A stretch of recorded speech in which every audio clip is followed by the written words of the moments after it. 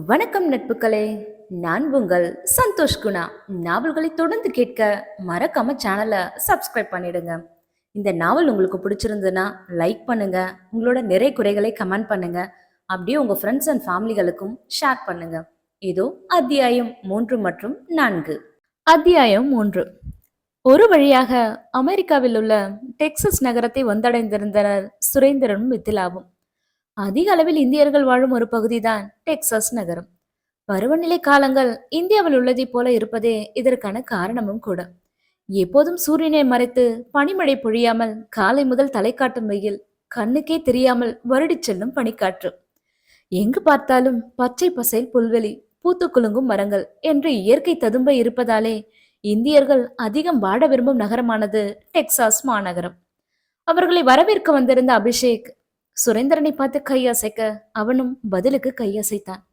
அருகில் வந்த அபிஷேக் சுரேந்திரனை புன்னகையுடன் கட்டி தழுவ, சுரேந்திரனோ அபிஷேக்கை மிதிலாவிடம் காட்டி தன் தம்பி என்றும், அபிஷேக்கிடம் மிதிலாவை காட்டி மிதிலா ஓ அண்ணி என்று கூற, இருவரும் ஒருவரை பார்த்து புன்னகை புரிய தன் கையில் வைத்திருந்த பூங்கொத்தை மிதிலாவிடம் நீட்டியவன், டெக்சாஸ் நகரம் தங்களை அன்போடு வரவேற்கிறது அண்ணே என்று அபிஷேக் சொல்ல தன் காதுகளையே நம்ப முடியவில்லை மிதிலாவிற்கு. ஐயோ, எவ்வளவு சூப்பரா தமிழ் பேசுறீங்க, எப்படிங்க இங்க இருந்துகிட்டு இவ்வளோ தெளிவா தமிழ் பேசுறீங்க என்று ஒரு பக்கமாக தலையை சாய்த்து கொண்டு அவனை பார்த்து கேட்டான் மிதிலா. ஆமண்ணே, தமிழனுக்கு மட்டுமல்ல, தமிழுக்கும் யாதும் ஊரே யாவரும் கேளீர் என்று இரண்டு கைகளை உயர்த்தி அபிஷேக் சொல்ல, புலவர்களை மகிழ்ந்தில் சென்று கொண்டே உரையாடலாமே என்ற சுரேந்திரன் வார்த்தையால் அங்கே சிரிப்பலைதான் எழுந்தது. அவர்கள் சென்ற கார் ஒரு பெரிய மாளிகை முன்பு சென்று நிற்க, மிதிலா கண்களை விரித்தபடி, அடேங்கப்பா, எவ்வளவு பெரிய வீடு! எங்க ஆசிரமத்தை விடவே 2 மடங்கு பெருசா இருக்கும். பராமரிக்கிறது ரொம்ப கஷ்டம் போலயே என்று தனக்கு தெரிந்ததை அவள் சொல்ல, அண்ணி, இது கெஸ்ட் ஹவுஸ் தான், மெயின்டைன் பண்ண தனியா ஆளுங்க இருக்காங்க. இன்னைக்கு நாள் சரியில்லைன்னு பெரியம்மா சொன்னாங்க. ஸோ நீங்க இன்னைக்கு இங்க நல்லா ரெஸ்ட் எடுங்க, நான் நாளைக்கு மார்னிங் வந்து உங்களை கூட்டிட்டு போறேன் என்று சுரேந்திரனை பார்த்து அவன் சொல்ல, அவனும் சரி என்று தலையாட்டினான். நாளைக்கு மெயின் பிக்சர் பார்க்க தயாரா இருங்க அண்ணி என்று சொல்லியவாறே அவன் காரை கிளம்பி கொண்டு செல்ல, மிதிலாவிற்கோ வயிற்றுக்குள் ஏதோ பிசைந்தது. அபிஷேக் சொல்லி சென்றவாறே மறுநாள் காலையில் அவர்களை அழைத்து கொண்டு வீட்டிற்கு செல்ல, செல்லும் வழியெல்லாம் அவர்கள் இருவரும் ஏதேதோ பேசிக்கொண்டே வர, மிதிலாவின் மனதிலோ ஏதேதோ கேள்விகள், பயங்கள் பாறாங்கற்களாக உருண்டு கொண்டிருந்தது. காதல் என்னும் ஒற்றை வார்த்தையை நம்பி சுரேந்திரனுடன் இவ்வளவு தூரம் வந்திருந்தாலும் தான் ஒரு அனாதை என்று அவன் குடும்பம் தன்னை நிராகரித்து விட்டால் என்ன செய்வது? தன் தந்தையை எதிர்க்க முடியாமல் சுரேந்திரனும் கைவிரித்த நிலையில்தான் நிலாவின் முயற்சியால் மட்டுமே அங்கிருந்து தப்பி இங்கே அடைக்கலம் அடைந்திருக்கிறார்கள். இங்கேயும் அப்படி ஒன்று நடந்து சுரேந்தர் மீண்டும் கையை விரித்து விட்டால், எனக்காக பேச நிலா கூட அருகில் இல்லை, என்ன செய்வது என்று தனக்குத்தானே கேள்வி கணைகளை தொடுத்து கொண்டிருந்தாள் மிதிலா. எப்போதும் போல் நிலா சொல்வதைப் போல முள்ளோ பஞ்சுமத்தையோ, காலம் கையை பிடித்து அடைத்துச் செல்லும் பாதைகளை நாமும் கடந்து போய்தானே ஆக வேண்டும் என்ற அவளின் வார்த்தைகள் நினைவுக்கு வர ஒருவாறு தன் மனதை திடப்படுத்திக் கொண்டாள். அதுவரை ஹைவேயில் சென்று கொண்டிருந்த கார் இடதுபுறம் திரும்பி ஒன்வேயில் திரும்பியது. சாலையின் இருபுறமும் இருந்த அடர்ந்த மரங்களால் ஏதோ ஒற்றையடி காட்டுப்பதையில் கார் செல்வது போல இருந்தது. சற்று தூரம் சென்ற பின்பு மின்சார வெளியால் அமைக்கப்பட்ட நுழைவாயிலுக்குள் கார் நுழைந்து உள்ளே செல்ல செல்ல அங்கும் இங்கும் துப்பாக்கியை ஏந்தியபடி செக்யூரிட்டிகளும் வாக்கி டாக்கியை கையில் வைத்துக்கொண்டு சிலரும் ஆளுயர நாய்கள் ஆங்காங்கே நின்று குறைக்க, அதையெல்லாம் பார்த்த மிதிலா மிரண்டு போய் சுரேந்திரன் கைகளை இறுக்கமாக பிடித்து கொள்ள, அவளை சமாதானப்படுத்தும் விதமாக அவன் அவள் கைகளை வருடிவிட்டான். கெஸ்ட் ஹவுஸை விட 3 மடங்கு பெரியதாக இருந்த பங்களாவின் வாசலை கார் அடைந்ததும் அவர்களை வரவேற்கும் விதமாக பட்டாடைகள் உடுத்தி ஆரத்தி தட்டுகளுடன் காத்திருந்தவளை பார்த்த போதுதான் மிதிலாவிற்கு உயிரே வந்தது. அபிஷேக்கின் அம்மா ஆரத்தி எடுத்து அவர்களை உள்ளே அழைத்துச் செல்ல, ஏன்னா நீ மெயின் பிக்சர் செமையா என்று கிண்டலாக அவன் கேட்க, கலங்கிய கண்களுடன் பொய்யாக அவனை முறைத்து பார்த்தாள் மிதிலா. டே சுரேன் கண்ணா, ரொம்ப அழகா இருக்கடா என் மருமக, அதான் தூக்கிட்ட வந்துட்டியா என்று அபிஷேக்கின் அம்மா பார்வதி கேட்க, அவர் எங்க தூக்கிட்டு வந்தாரு, ஃப்ளைட்டு தான் இவங்க 2 பேரையும் தூக்கிட்டு வந்துச்சு என்று அபிஷேக் சொல்ல, காமெடின்ற பேரை கடிக்காதடா, அப்புறம் இருக்கிற பசில நான் உன்னை கடிச்சிருவேன் என்று சுரேன் தன் வயிற்றை தடவிக்கொண்டே சொன்னான். ஐயோ, வாங்க பிள்ளைங்களா என்று அவர்களை சாப்பிட அழைத்துச் சென்றார் பார்வதி. சாப்பாட்டு மேஜை பார்த்த மித்திலாவிற்கு மீண்டும் ஆச்சரியம். இட்லி, தோசை, பூரி, சப்பாத்தி, இடியாப்பம், பொங்கல், வடை என்று அத்தனை தமிழ்நாட்டு டிஃபன் ஐட்டங்களையும் ஒரு சேர மேஜையில் பார்த்தவளுக்கு பயத்தில் அதுவரை மறைத்திருந்த பசி விஸ்வரூபம் எடுக்க அவளின் வயிற்றிலிருந்து பசி எழும்பும் சத்தம் அடுத்தவர் செவிக்கு கேட்டு விடாமல் அவசர அவசரமாக உணவை விழுங்கினாள் மித்திலா. தன் அண்ணன் அண்ணியை வரவேற்கும் விதமாக அவர்களுக்கு கிஃப்ட் வாங்கிவிட்டு அப்போதுதான் அங்கு வந்து சேர்ந்தாள் சாக்ஷி. வருக வருக அண்ணியார் அவர்களே என்று கூறிக்கொண்டே தன் கையில் இருந்த கிஃப்டை மிதிலாவின் கையில் திணித்தாள் சாக்ஷி. அதை வாங்கி கொண்ட மிதிலா அவளுக்கு நன்றி சொல்லும் விதமாக அவளை பார்த்து புன்னகைத்து விட்டு சுரேனை பார்க்க அவன் சாக்ஷியின் தோள் மீது கை போட்டு, இவதான் இந்த குடும்பத்தோட கடைக்குட்டி, எங்க எல்லாருக்கும் ஒரே தங்க சாக்ஷி என்று அறிமுகப்படுத்தினான். சாக்ஷி, நீயும் நல்லா தமிழ் பேசுற, எப்படி என்று மிதிலா கேட்க, மகி ப்ரோதான் அண்ணி, வாழ்க்கையில எவ்வளவு பெரிய உயரத்துக்கு போனாலும் சரி, நம்மளோட ஆரம்ப வாழ்க்கையை மட்டும் என்னைக்கு மறக்க கூடாதுன்னு அண்ணா அடிக்கடி சொல்லுவாரு. நீ வெளியில எப்படி வேணாலும் இருந்துக்கோ, ஆனா வீட்டுக்குள்ள இப்படித்தான் இருக்கணும், தமிழ்ல தான் பேசணும்ன்றது மகி அண்ணாவோட ஸ்ட்ரிக்ட் ஆர்டர் என்று முடித்தான் அபிஷேக். அவன் சொன்னதை கேட்ட மிதிலா புருவம் உயர், என்ன அண்ணே ரொம்ப பயந்துட்டீங்களாமே அபி சொன்னா என்று சாக்ஷி கேட்க, அட ஆமா சாக்ஷி, இந்த துப்பாக்கி செக்யூரிட்டி நான் இதெல்லாம் பார்த்துட்டு ஏதோ ஜேம்ஸ் பாண்டோட பட செட்டுக்குள்ள நுழைஞ்ச மாதிரியே இருந்துச்சு. அப்புறம் உள்ள வந்து பார்த்தா தமிழ டப்பான தெலுங்கு குடும்பப்பட செட்டால இருக்கு என்று தன் கன்னத்தில் வைத்துக்கொண்டு அவள் சொல்ல அங்கே சிரிப்பலை தான் எழுந்தது. ஐயோ அண்ணி, நீங்க சிரிக்கும் போது உங்க கன்னத்தில் விடுற குழி சான்ஸே இல்ல, செம்மையா இருக்கு என்று சாக்ஷி சொல்ல, ஆமா ஆமா, அந்த குழியில தான் அண்ணன் தடிக்கு விழுந்திருப்பாள் போல என்று அபி சுரேந்தரை கலாய்க்க மீண்டும் அங்கே சிரிப்பலை எழுந்தது. அங்கு வந்த பார்வதி சுரேந்தரை மிதிலாவையும் அழைத்துக் கொண்டு பூஜை இறக்க சென்றார். அங்கே பகவத்கீதை படித்துக் கொண்டிருந்தவரை பார்த்து, அக்கா பசங்க வந்துட்டாங்க பாருங்க அக்கா என்றார் பார்வதி. அதுவரை படித்துக் கொண்டிருந்த புத்தகத்தை மூடி வைத்துவிட்டு அவசர அவசரமாக எழுந்து வந்து சுரேந்திரனை ஆற தழுவி அவன் நெற்றியில் முத்தமிட்ட பெரியவள், சுரேன் கண்ணா, நல்லா இருக்கியாப்பா, நீ குழந்தையா இருக்கும்போது உன்னை பார்த்தது என்று பெருமூச்சு விட்டபடி பக்கத்தில் இருந்த மிதிலாவின் மீது தன் பார்வையை பதித்தார். மிதிலா நம்ம சுரேனோட மனைவி என்று பார்வதி எடுத்து கொடுக்க மிதிலாவின் இரு கன்னங்களையும் தன் கைகளில் ஏந்திய பெரியவள், இந்த குடும்பத்துக்குள்ள வந்த முதல் மருமகள் நீதாம்மா, பயப்படாத, நீ பாதுகாப்பான இடத்துக்கு தான் வந்திருக்க கண்ணு. நாங்க கும்பிடுற குல தெய்வமே ஒரு பெண் தெய்வமா இருக்கும்போது என் குடும்பத்துல ஒரு பொண்ணுக்கு துரோகம் நடக்க நானும் விடமாட்டேன், என் மகன் மகியும் விடமாட்டாமா, நீ சந்தோஷமா இருமா என்று கூறி அவள் நெற்றியில் முத்தமிட்டு அவர்களை ஆசிர்வதித்தார். 65 வயதை கடந்த அவரின் இதமான பேச்சும் நடவடிக்கையும் கருணை நிரம்பி வடிந்த முகமும் மிதிலாவிற்கு மிகவும் பிடித்திருந்தது. அவரையே கண்கொட்டாமல் பார்த்து கொண்டிருந்தாள் மிதிலா. ஏன் சுரேன், இவ்ளோ நடந்திருக்கு, நீ முதலே மகி கிட்ட பேசியிருக்கலாமே, யாரோ ஒரு பொண்ணோட வாய்ஸ் மெசேஜ் கேட்டுதான் இதையெல்லாம் நாங்க தெரிஞ்சுக்கிட்டோமே. பாவம்பா அந்த பொண்ணு, உங்க அப்பாவை பத்தி உனக்கு தெரியாதா? உங்க அப்பாவுக்கு மட்டும் அந்த பொண்ணு யாருன்னு தெரிஞ்சுக்கிட்டா அவளை கொலை பண்ண கூட தயங்க மாட்டான் என்றால் பெரியம்மா எங்கேயோ பார்த்தவாறு. உங்க அப்பா செஞ்சத இன்னைக்கு நினைச்சாலும் எனக்கு உடம்பே நடுங்குது என்றவரை அருகில் இருந்த நாற்காலியில் அமர வைத்தான் சுரேன்.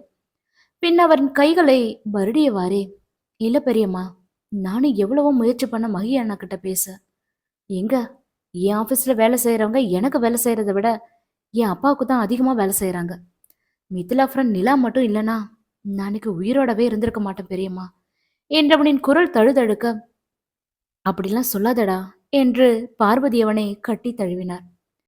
எனக்கும் நிலாவோட சிந்தனை தான் பெரியம்மா, மகி அண்ணா கிட்ட இதை பத்தி பேசியே ஆகணும். ஆமா, மகி அண்ணா எங்க என்றவன் வினவ, புது பிசினஸ் விஷயமா அவன் கனடா போயிருக்கான், நாளைக்கு மறுநாள் நடக்க போற உங்க கல்யாணத்துக்கு கண்டிப்பா வந்துடுவான் என்றார் பெரியம்மா. இவ்வளவு நேரம் இவர்கள் பேசியதை கேட்டுக்கொண்டிருந்த மிதிலாவிற்கோ மீண்டும் வயிற்றை பிசைத்தது நிலாவை நினைத்து. அவளின் முகவாட்டத்தின் காரணம் அறிந்த பெரியம்மா அவளின் தோள்களை வருடியவாறே, நீ கவலைப்படாதம்மா, அந்த பொண்ணை நினைச்சு மகி பாத்துக்குவான் என்று ஆறுதலாக கூற பார்வதி அங்கிருந்து அவர்களை அழைத்து கொண்டு மீண்டும் ஹாலுக்கு வந்தார்.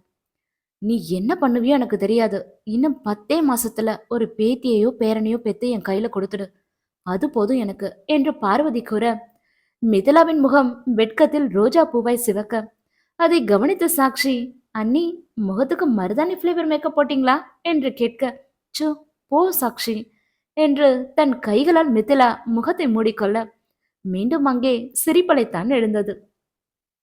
மிதிலாவிற்கு வீட்டை சுற்றி காட்டிக் கொண்டிருந்த சாக்ஷியும் அபிஷேக்கும் இறுதியாகத்தான் கிச்சனுக்கு அழைத்துச் சென்றனர். இவங்க தான் எங்க எல்லாரோட பசிய போக்குற அண்ணம்மா என்று ஒரு 50 வயது மதிக்கத்தக்க பெண்மணியை அறிமுகம் செய்துவிட்டு கிச்சன் மேடையில் ஏறி அமர்ந்து கொண்டனர் இருவரும். மிதிலாவோ பதிலுக்கு அவரை பார்த்து புன்னகைத்துவிட்டு தன் பார்வையை ஓடவிட அவளின் பார்வை அப்படியே சம்மித்து போய் நின்றது எதையோ பார்த்து.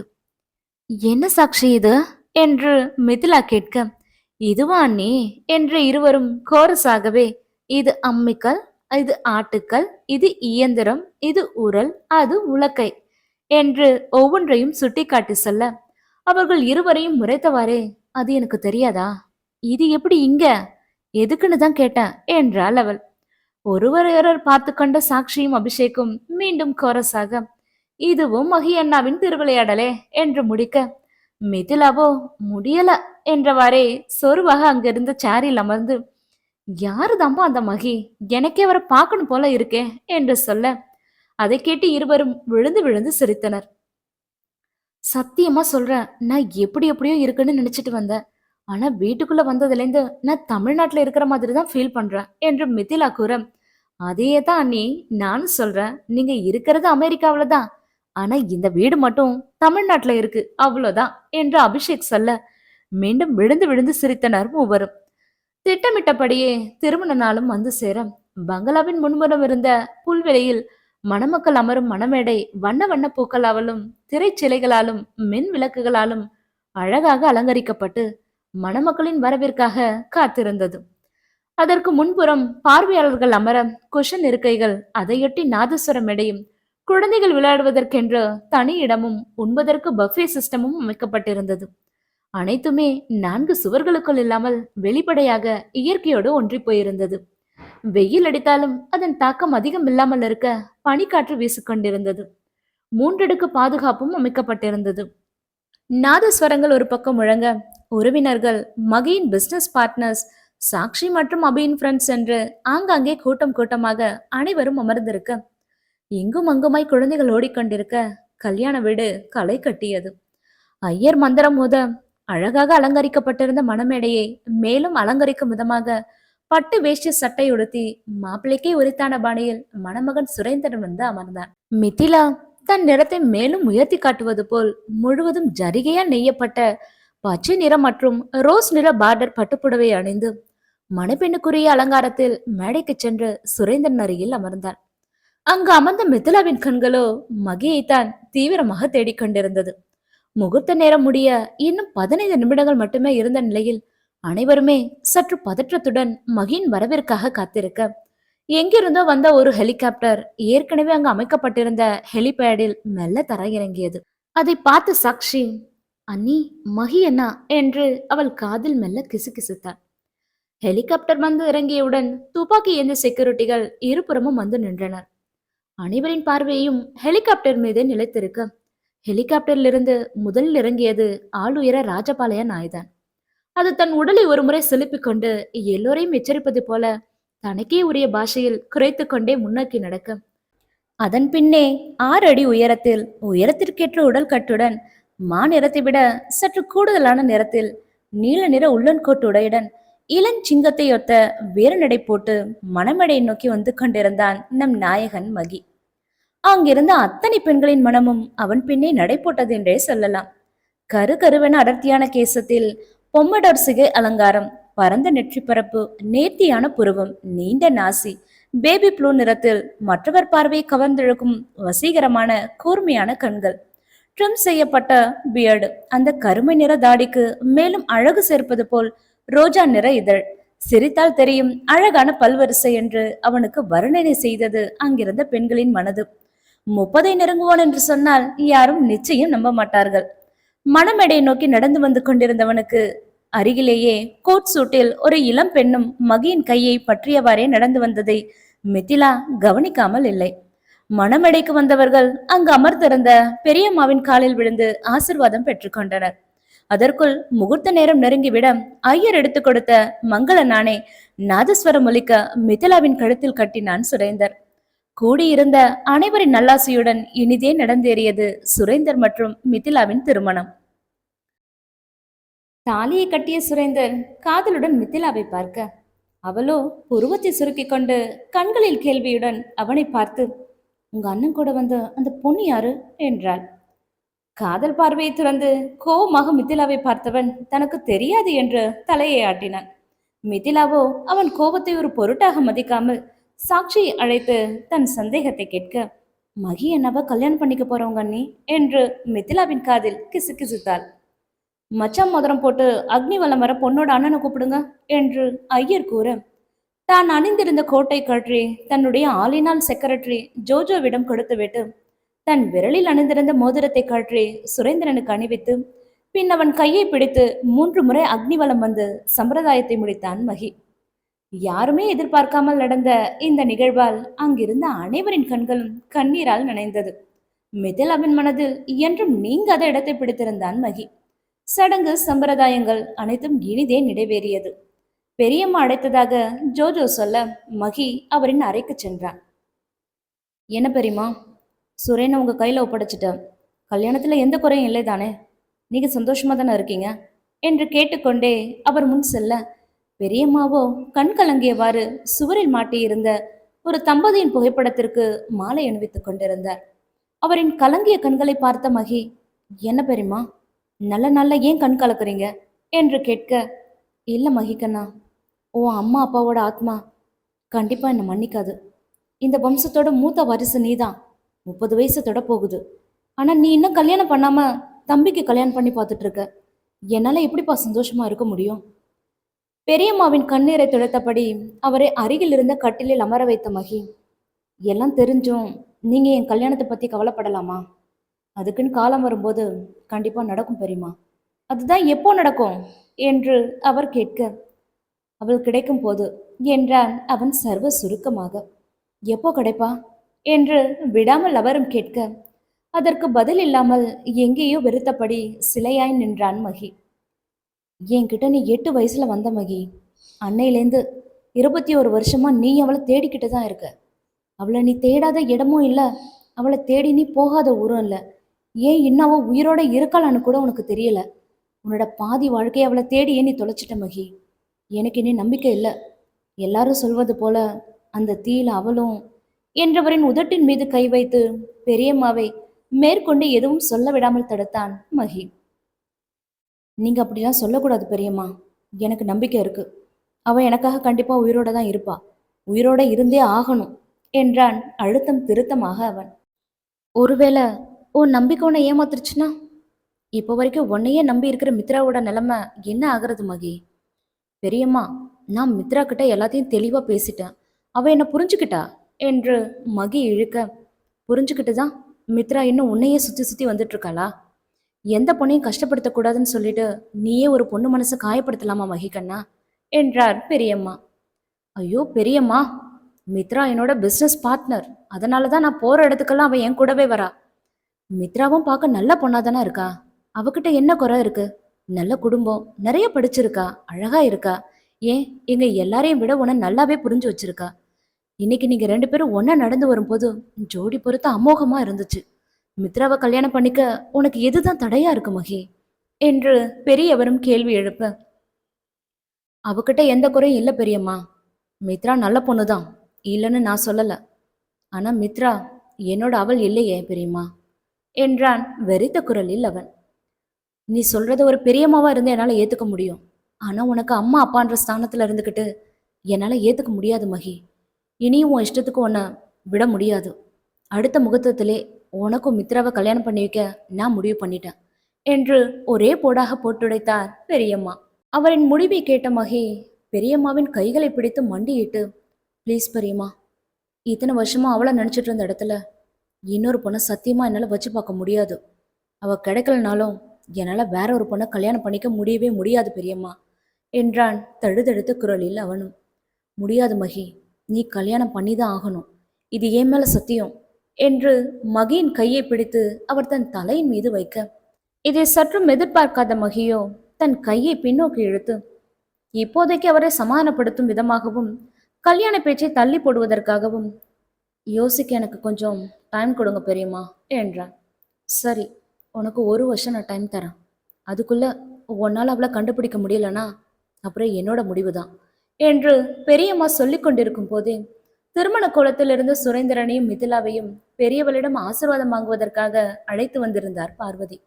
ஆசீர்வாதம் பெற்ற சுரேன் மகியின் பக்கம் திரும்பி, அண்ணா, உங்ககிட்ட எங்களுக்கு உதவி பண்ண அந்த பொண்ணை பற்றி கொஞ்சம் பேசணும் என்றான். கூல் மேன், எப்போ அந்த பொண்ணோட மெசேஜ் கிடைச்சதோ அப்போவே உங்கள் அப்பாவுக்கு ஃபோன் பண்ணி உங்கள் பையன் ஆசைப்பட்ட பொண்ணோட சேர்த்து வைக்க நான் தான் உங்கள் பையனுக்கே தெரியாமல் அவனை கடத்தினேன்.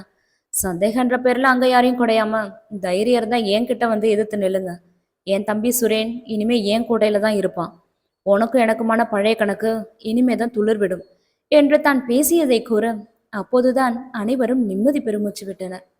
மிதிலாவின் தலையை லேசாக வருடிவிட்டு சுரேந்திரனை கட்டி தழுவி தன் வாழ்த்துக்களை தெரிவித்த மகி அங்கிருந்து தன் அறையை நோக்கி புறப்பட்டான். அத்தியாயம் 4. பால்கனில் நின்று கொண்டு முழு நிலவையே வெறித்து பார்த்து கொண்டிருந்தான் மகி. பெரியம்மா கூறிய வார்த்தைகள் அவன் காதுக்குள் ஒலித்து கொண்டே இருந்தது. பெரியம்மா சொன்னது போல் 1 வருஷத்தில் அவளை கண்டுபிடிக்க முடியுமா? முடியவில்லை எனில் எப்படி கண்டுபிடிப்பது? 2 வயது குழந்தையாக தொலைந்தவள் இப்போது பருவ மங்கையாக உருமாறி இருப்பாளே. அவளை எந்த அடையாளம் ஆதாரத்தை வைத்து தேடுவது? திரும்பும் திசையெல்லாம் இருளாக இருக்க எந்த ஆதாரத்தை வெளிச்சமாக வைத்து அவளை தேடுவது? பெயரை தவிர அவளை பற்றிய எதுவுமே தெரியாத எப்படி அவளை கண்டுபிடிப்பது என்றவன் மனதில் எழுந்த கேள்வி கணைகள் அவனின் இதயத்தை துளையாய் துளைத்துக் கொண்டிருந்தது. இது நாள் வரை எதிலுமே தோல்வி என்ற வார்த்தையை அவன் கேட்டதும் இல்லை, கண்டதும் இல்லை. எந்த பிரச்சனையாக இருந்தாலும் அதற்கு தீர்வு காண மகி எடுத்துக்கொள்ளும் கால அவகாசம் குறைந்தது 5 நிமிடங்கள் மட்டுமே. தன் கால் தடம் பதித்த அனைத்து துறைகளிலுமே வெற்றியை தனதாக்கி கொண்டவன் திரும்பும் திசையெல்லாம் தோல்வியை சந்தித்தது என்னவோ அவள் விஷயத்தில் மட்டுமே. பேர், புகழ், அந்தஸ்து என அனைத்திலுமே அவன் கொடி கட்டி பறந்தாலும் அதையெல்லாம் அவன் மனது ஒரு பொருட்டாக என்றுமே நினைத்ததில்லை. அவைகளுக்காக மகி ஒரு நாளும் ஏங்கியதும் இல்லை. அவனின் ஏக்கம், காதல், தேடல், பசி, தூக்கம் அனைத்தும் அவள் மட்டுமே. அவனின் இதய ராணியாக அவன் அருகில் இருக்க வேண்டியவள் எங்கு என்ன கஷ்டத்தை அனுபவிக்கின்றாளோ என்ற கேள்விதான் மகின் மனதிற்கு அடிக்கடி அச்சத்தை தந்தது. இப்படியெல்லாம் எதையெதையோ நினைத்து அசை போட்டு கொண்டிருந்தவனை தடுத்து நிறுத்தி சுயநினைவுக்கு கொண்டு வந்தது ஜோஜோவின் பாஸ் என்ற குரல்தான். திரும்பி நின்று புருவம் உயர்த்தி என்ன என்பது போல் பார்வையாலே மகி கேட்க, பாஸ், நீங்க தூங்குற டைம் இது என்று தன் கை கடிகாரத்தை காட்டி ஜோஜோ சொல்ல மகி தன் படுக்கைக்கு சென்றான். அலங்கரிக்கப்பட்ட தேனிலவு அறையின் கதவை திறந்து கொண்டு உள்ளே நுழைந்த சுரேந்தர் அவனுக்கு முன்னமே அறைக்கு வந்து காத்திருந்த மிதிலா எதையோ தீவிரமாக யோசித்துக் கொண்டு தன் ஆள்காட்டி விரலை அப்படியும் இப்படியுமாய் காற்றில் அசைத்து கொண்டிருப்பதை பார்த்தான். எல்லாரும் வாசல்ல தான் கோலம் போடுவாங்க, நீ என்ன மித்தி காத்துல கோலம் போடுற என்று கேட்டுக்கொண்டே அவள் அருகில் வந்து நின்றான் சுரேன். அவளோ புருவத்தை சுருக்கி, அந்த போட்டோல இருந்தவங்க யாரு சுரேன் என்றார். என்ன நீ சும்மா சும்மா என்ன ஏதாவது கேள்வி கேட்டுக்கிட்டே இருக்க? காலையில தாலி கட்டினதுக்கு அப்புறம் எவ்வளவு காதலோட நான் பார்த்தேன். என் ஃபீலிங்ஸை புரிஞ்சுக்காம அவ யாரு இவ யாருன்னு கேட்குற. எங்கேயும் ஆசை ஆசையா வந்தா போட்டோல இருக்கிறது யாருன்னு கேட்குற. சுத்தமா நீ என்னப்ப கண்டுக்கவே மாட்ற போ என்று பொய்யாக கோவப்பட்டு தலையை திருப்பி கொண்டான் அவன். அவன் செய்கையை பார்த்த மிதிலாவிற்கு சிரிப்பு தன் முதலில் வந்தது. பின் எழுந்து அவன் அருகில் சென்று அவனுடைய 2 கன்னங்களையும் லேசாக கிள்ளி, பாருடா, என் குட்டி பாப்பாவுக்கு கோபம் கூட வருமா என்று கேட்டு அவள் புன்னகைக்க பதிலுக்கு அவனும் புன்னகை புரிந்தான். உன் சிரிப்பை பார்த்தாலே நான் ஃப்ளாட் தான் மிதி. சரி சொல்லுங்கள் யுவராணி, தாங்கள் மனதில் என்ன குழப்பம் நிலை கொண்டுள்ளது? அதை தீர்த்து வைப்பதே இந்த அடியனின் முதல் கடமை என்று லேசாக மண்டியிட்டு தலை குனிந்து தன் 2 கைகளையும் உயர்த்தி ஒரு அடிமை போல அவன் கேட்ட கேள்வியை பார்த்த மிதிலா மேலும் சிரித்தாள். மண்டியிட்டிருந்த அவனை எழுப்பி அருகில் இருந்த குஷன் சோஃபாவில் அமர்த்தி அவளும் அவன் அருகில் அமர்ந்தாள். ஒரு பெருமூச்சை விட்டபடி தன் மனதில் உள்ளதை மெல்ல கூறத் தொடங்கினாள் மிதிலா. சுரேன், நம்ம ஆசைப்பட்ட வாழ்க்கை இன்னைக்கு நமக்கு கிடைக்க முக்கிய காரணமே உங்க மகி அண்ணாதான். ஆனா அவர் மனசுல ஏதோ பெரிய கவலை வச்சிட்டு இருக்கிற மாதிரி எனக்கு தோணுது. அவர் சிரிப்புல ஒரு ஜீவன் இல்லையே சுரேன். அது மட்டும் இல்ல, இந்த குடும்பத்தோட மூத்த வாரிசு அவர்தான். உங்க எல்லாருக்கும் மூத்தவரும் கூட. நியாயமா பார்த்தா அவருக்கு தான் முதல்ல கல்யாணம் நடந்திருக்கணும். அவரை நினைச்சு பெரியம்மாவுமே வருத்தத்துல தான் இருக்காங்க போல. நாம இன்னைக்கு உயிரோட இருக்க காரணமானவங்க கஷ்டத்துல இருக்கும்போது என்னால எப்படி சுரேன் சந்தோஷமா இருக்க முடியும்? நான் ஒரு அனாதைன்னு தெரிஞ்சும் உங்க குடும்பத்துல ஒரு ஆளா என்னை சேர்த்துக்கிட்டாங்கள, நான் தானே என்னை நல்லா பார்த்துக்கணும். அது என்னோட கடமை தானே சுரேன் என்றவள் கேட்க, அதுவரை அவள் கூறுவதை அமைதியாக கேட்டுக்கொண்டிருந்தவன் அவள் தோள் மேல் கை போட்டு, தேங்க்ஸ் ஸ்மிதி. நானும் உன்கிட்ட இதை பத்தி பேசணும் தான் நினைச்சிட்டு இருந்தேன். எப்படி உன்கிட்ட சொல்றதுன்னு எனக்கு தெரியல. கடைசியில உன் மனசுலயும் அதே தான் இருந்திருக்கு. கூடிய சீக்கிரத்துல மகி அண்ணாவுக்கும் மித்ராவுக்கும் கல்யாணம் ஏற்பாடு செய்ய நானே பெரியம்மா கிட்ட பேசுறேன் என்றான் அவன். மகி அண்ணாவுக்கும் மித்ராவுக்குமா என்றாள் அவள் கேள்வியாய் அவனை பார்த்து. வாட் மதி, வேற யார் கூட என்று கைகளை விரித்தவன், அவங்க 2 பேரும் காதலிக்கிறாங்க மித்தி என்றான். ஐயோ, மண்டு மண்டு. மகியத்தா மனசுல துளி அளவு இடம் கூட மித்ராவுக்கு கிடையாது. உங்க அண்ணன் மனசுல வேற யாரோ இருக்காங்க என்றாள் அவள். ஏய், நீ என்ன புதுசா உளர்ற? மித்ராவே இதை பத்தி என்கிட்ட பல டைம் சொல்லியிருக்கா என்றான் கண்களில் மிரட்சியுடன் அவன். நான் ஒன்றும் புதுசா உளரல. மித்ரா தானே சொன்னா. உங்க அண்ணன் இது வரைக்கும் நான் மித்ராவை தான் கல்யாணம் பண்ணிக்க போறேன்னு உங்ககிட்ட சொல்லி இருக்கிறாரா? சரி, 2 பேரும் ஒருத்தனுக்கு ஒருத்தன் காதலிச்சிருந்தா ஏன் இது வரைக்கும் கல்யாணம் பண்ணிக்கல சொல்லுங்க என்று அடுக்கடுக்காக கேள்விகளை தொடுத்தாள் மிதிலா. அவள் கூறுவதை கேட்ட சுரேந்தர், ஓகே மிதி, என்கிட்ட மகி அண்ணா இதை பத்தி எதுவுமே சொன்னதில்லதான். ஆனா உன்கிட்ட மட்டும் அவர் சொன்னாரா என் மனசுல வேற யாரோ இருக்காங்கன்னு என்றான் அவனும் பதிலுக்கு. அவர் என்கிட்ட எதுவும் சொன்னதில்ல. இன்னைக்கு காலையில பெரியம்மா கிட்ட ஆசீர்வாதம் வாங்க அவங்க ரூம்குள்ள நுழையும் போது, இன்னும் 1 வருஷத்துக்குள்ள அவளை தேடி கண்டுபிடிக்கலனா அப்புறம் ஏன் முடிவுதான்னு பெரியம்மா மகியத்தா கிட்ட சொல்லிட்டு இருந்தாங்க.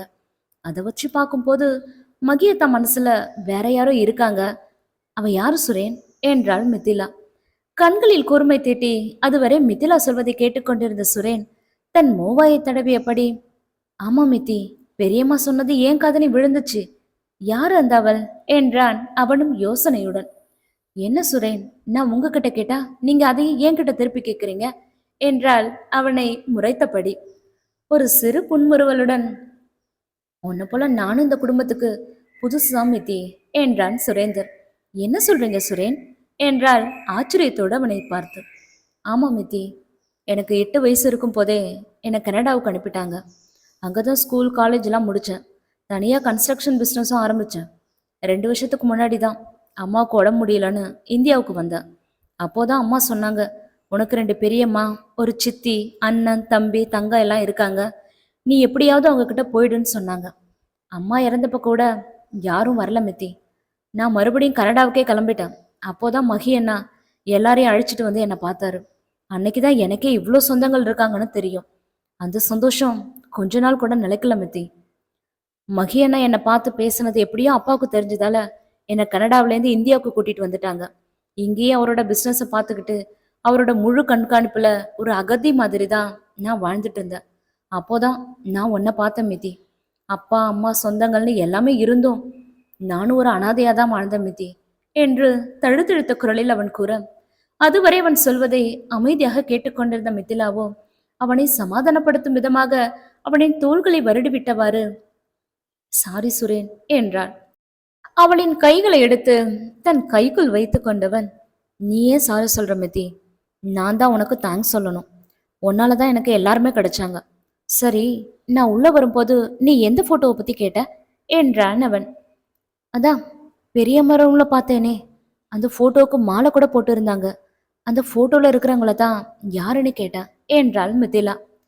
பெரியம்மா ரூம்லையா என்று யோசித்தவன், ஓ, அவங்க தான் மித்தி, மகி அண்ணாவோட அம்மாவும் அப்பாவும் இப்போ உயிரோட இல்ல என்றான் வருத்தமாக. ஏன், என்னாச்சு சுரேன் என்றாள் அவளும் விடாமல். அண்ணா சின்ன வயசுல இருக்கும் போதே ஏதோ ஒரு கார் ஆக்சிடென்ட்ல இறந்துட்டதா அம்மா என்கிட்ட சொல்லியிருக்காங்க மித்தி. அதுக்கு காரணம் கூட என் அப்பா தான் என்றான் எங்கேயோ பார்த்தபடி.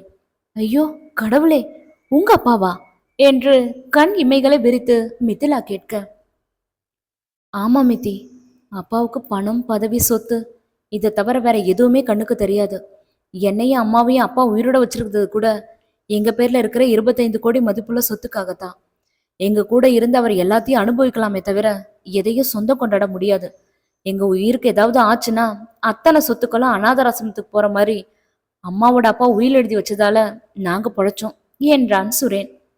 பணத்துக்காக இப்படியெல்லாமா பண்ணுவார் உங்க அப்பா என்று அவள் கேட்க, இது என்ன, இதை விட அதிகமாவே பண்ணியிருக்காரு மித்தி. ஒரு குடும்பத்தையே உயிரோட எரிச்சிருக்காரு மித்தி என்றான் தன் கண்களை இறுக்கமாக மூடிக்கொண்டு. அவன் கூறியதை கேட்ட மிதிலாவிற்கோ உடலே நடுங்கியது. சுரேந்திரன் கைகளை இறுக்கமாக பற்றி கொண்டு, உங்க அப்பாவை நினைச்சா எனக்கு ரொம்ப பயமா இருக்கு சுரேன். நிலாவை அவர் எதுவும் பண்ணிட மாட்டார் தானே சுரேன் என்றாள் தழுதழுத்த குரலில். ஏய் மிதி, எனக்காக தான் அண்ணா இவ்வளோ காலம் பொறுமையா இருந்தார் அப்பா கிட்ட. நாம தான் மகி அண்ணா கிட்ட வந்துட்டோமே. இனி எல்லாத்தையும் மகி அண்ணா பார்த்துப்பாரு. நீ நிலாவை நினைச்சு கவலைப்படாத என்று ஆறுதலாக அவளை தேற்றினான் சுரேன். இன்னும் நிறைய விஷயங்கள் எனக்கே புலப்படாம தான் இருக்கு மிதி. முதல்ல எல்லாத்தையும் தெரிஞ்சுக்கணும். எதுக்காக மகி அண்ணாவோட அப்பா அம்மாவை கொலை பண்ணாருன்னு, எதுக்காக ஒரு குடும்பத்தையே உயிரோட தீ வச்சு எரிச்சாரு, ஏன் என்னையும் அம்மாவையும் எல்லார்கிட்டேருந்து பிரிச்சு வச்சிருந்தாரு, என்னை எதுக்காக கனடாக்கு அனுப்பினாருன்னு, இப்படி பல கேள்விகளுக்கு நானும் பதில் தேடிக்கிட்டே தான் இருக்கேன் மித்தி. யார்கிட்ட இதெல்லாம் கேட்கறதுன்னு தான் தெரியல. என் அப்பாவால் சிறந்து போன குடும்ப சந்தோஷத்தை நான் கொடுக்கணும்னு ஆசைப்படுறேன் மித்தி. என்னால் முடியுமா மித்தி என்று வருத்தம் கலந்த குரலில் கேட்டான் சுரேன். அவன் தோள்களில் சாய்ந்தவாறு, கண்டிப்பா உங்களால முடியும் சுரேன். நானும் உங்க கூட இருக்கேன். உங்க அப்பாவால் அதிகம் பாதிக்கப்பட்டிருக்கிறது மகியத்தான் தான். ஆனாலும் இதையெல்லாம் மனசுல வச்சுக்காம நாம ஆசைப்பட்ட வாழ்க்கையை நமக்கு கொடுத்துருக்காரு. அவர் கஷ்டத்துல இருக்கும்போது நாம எப்படி சுரேன் நம்ம வாழ்க்கையை சந்தோஷமா ஆரம்பிக்கிறது? அதனால என்று அவள் இழுக்க, அவளின் முகத்தை இரு கைகளில் மேந்தி அவள் நெற்றியில் இதழொற்றியவன், நானும் இதே முடிவை தான் எடுத்திருக்கேன் மித்தி. மகி அண்ணாவுக்கு கல்யாணம் ஆனதுக்கு அப்புறம் நம்ம வாழ்க்கையை ஆரம்பிக்கலான்னு. ரொம்ப தேங்க்ஸ் மித்தி என்றான் புன்னகையுடன் அவன். பதிலுக்கு அவளும் புன்னகைத்து விட்டு, ஒருவேளை மகியத்தனோட அந்த அவளுக்கு வேற யார் கூடவாது கல்யாணம் ஆகியிருந்தா என்று சொல்லிவிட்டு கண்களை சிமிட்ட, மிதிச்சலும் ஓ வாயால் அப்படிலாம் சொல்லாதடா. அப்புறம் நாம 2 பேரும் காவியை கட்டிக்கிட்டு ஹரே ராமா ஹரே ராமான்னு ஆன்மீக பயணம் தான் போகணும் என்று இரு கைகளை மேலே உயர்த்தி பஜனை செய்வது போல அவன் செய்ய, அவன் செயலை பார்த்து விழுந்து விழுந்து சிரித்தாள் மிதிலா. மகி அண்ணாவுக்கு கல்யாணம் பண்ணணும்னா அவரோட மனசுல யார் இருக்கான்னு தெரிஞ்சுக்கணும். அதை தெரிஞ்சுக்கணும்னா உங்க குடும்ப வரலாற்றை முதல்ல தெரிஞ்சுக்கணும் இல்லையா சுரேன் என்று அவள் கேள்வி எழுப்ப, ஆமா மித்தி என்றான் அவன் ஒற்றை வார்த்தையாக. நாளையிலேருந்து நம்ம சிபிஐ வேலையை ஆரம்பிக்கிறோம், எல்லாரையும் ஒன்று சேர்க்கிறோம் என்றாள் மிதிலா தன் கட்டை விரலை உயர்த்தி. அதை நானும் ஆமோதிக்கிறேன் யுவராணி. இப்போது சற்று கண் அயரலாமா என்று கேட்டுவிட்டு பக்கத்தில் இருந்த குஷன் சோஃபாவில் சரிந்தான் சுரேந்தர். அவளும் பதிலுக்கு குட் நைட் சுரேன் என்று கட்டிலில் சரிந்தாள். கண்ணு கெட்டிய தூரம் வரை கொழுந்து விட்டு வானை தொடும் அளவுக்கு பற்று எரியும் நெருப்பு. யாரையும் நெருங்க விடாதபடி அனலின் தாக்கம் தோலை சுட்டெரித்தது. அனலின் தாக்கம் தாங்க முடியாமல் அங்கும் இங்கும் ஓடி அலையும் மனிதர்கள் ஒரு புறம், அந்த தீயை அணைக்க முயலும் முயற்சியில் சிலர். தீயணைப்பு வாகனம் வரும் சத்தம் தூரத்தில் கேட்க, அந்த தீயின் நடுவில் எரிந்த நிலையில் அங்கும் இங்குமாய் ஓடியபடி ஒரு பெண்ணின் அலறல் சத்தம். அதைத் தொடர்ந்து எங்கேயோ ஒரு குழந்தையின் அழுகுரல் சத்தமும் மாறி மாறி கேட்க, மதி என்று அலறியபடி கண் விழித்தான் மகி. அவன் இதயம் துடிக்கும் சத்தம் அவன் காதுக்கு கேட்கும் அளவிற்கு அதிவேகமாக துடித்துக் கொண்டிருந்தது. வியர்வையால் அவன் உடல் முழுவதும் நனைந்திருக்க, சிலிர்த்த ரோமங்கள், நடுங்கிய கைவிரல்கள், கண்களில் தெரிந்த பயம், அதிவேகமான மூச்சுக்காற்று என்று மகி அமர்ந்திருக்க, அவன் அலறல் சத்தம் கேட்டு எழுந்த ஜோஜோ ரூமில் குளிருக்காக போடப்பட்டிருக்கும் ஹீட்டரை ஆஃப் செய்துவிட்டு ஏசியை ஆன் செய்தான். மெல்ல மகியின் அருகில் வந்தவன் மகியின் தோலை உலுக்கி, பாஸ் பாஸ் உங்களுக்கு ஒன்றும் ஆகல, ரிலாக்ஸ் பாஸ் என்று கூறி மகியை சுயநினைவுக்கு கொண்டு வந்தான். பின் ஒரு கிளாஸ் தண்ணீரை கொடுத்து குடிக்க வைத்து மகியை ஆசுவாசப்படுத்தினான். மகியின் முகத்தில் வழிந்தோடிய வியர்வையை டவலால் துடைத்துவிட்டு அருகிலேயே அமர்ந்தபடி முதுகில் இதமாக வருடிவிட்டான் ஜோஜோ. அந்த கனவின் பாதிப்பிலிருந்து ஓரளவு வெளியே வந்த மகி ஜோஜோவை பார்க்க, அவன் பார்வையின் அர்த்தம் புரிந்தவன் போல, பெரியம்மா கிட்ட எதையும் சொல்ல மாட்டேன் பாஸ், நீங்க தூங்குங்க பாஸ் என்று கூறிவிட்டு மகியை படுக்க வைத்துவிட்டு மகியின் அறையிலேயே தனக்கென கொடுக்கப்பட்டிருந்த கட்டிலுக்கு படுக்கச் சென்றான். ஜோஜோவிற்கு இது ஒன்றும் புதிதல்ல. அவன் மகியிடம் வேலை சேர்ந்து 5 வருடமாக இந்த காட்சி அடிக்கடி கண்டுதான் வருகின்றான். இத்தனைக்கும் இதை பற்றி யாரிடமும் அவன் கூறியதில்லை. அந்த அளவிற்கு விசுவாசம் மகியிடம் ஜோஜோவிற்கு எப்போதுமே உண்டு. மகியின் உதடு அசைவுகளை விட எப்போதுமே கூர்மை தீட்டப்பட்டிருக்கும் அவன் கண்கள் பேசும் பாஷையை நன்கு அறிந்தவன் ஜோஜோ மட்டுமே. மகி சொல்வதற்கு முன்னமே அதை முடித்துவிட்டு அடுத்து அவன் கண்களிடும் கட்டளைக்காக காத்து நிற்பான் மகியின் எதிரில். மகிக்கும் ஜோஜோவின் மீது ஒரு வகையான பாசம் உண்டு என்றே சொல்லலாம். யாரையுமே நம்பாத மகியின் நம்பிக்கைக்கு பாத்திரமாக இருப்பவன் ஜோஜோ மட்டுமே. அதனாலேயே தன் அந்தரங்க காவலனாக அவனை எப்போதுமே தன் அருகிலேயே வைத்திருந்தான் மகி. கிட்டத்தட்ட 20 வருடங்களாக மகியை உறங்க விடாமல் மரண வலியை கொடுத்து கொண்டிருப்பது இந்த கனவுதான். வேலை மிகுதியால் அவன் மூளை ஓய்வெடுக்க நினைத்தாலும் அவன் உள்ளுணர்வு அவனை உறங்க விடுவதில்லை. இன்னும் எத்தனை காலம்தான் இந்த நரக வேதனையோ அவனுக்கு? அதற்கான பதிலை காலம்தான் மகிக்கு சொல்ல வேண்டும். காலம் போட்ட முடிச்சுகளை எல்லாம் கடைசியில் காலம்தானே அவிழ்க்க வேண்டும். இத்தனை காலமாக மனதில் சுமந்து கொண்டிருக்கும் அவன் காதல் காணல் நீராய் காணாமல் போகுமோ? இல்லை அவன் கைதான் சேருமோ?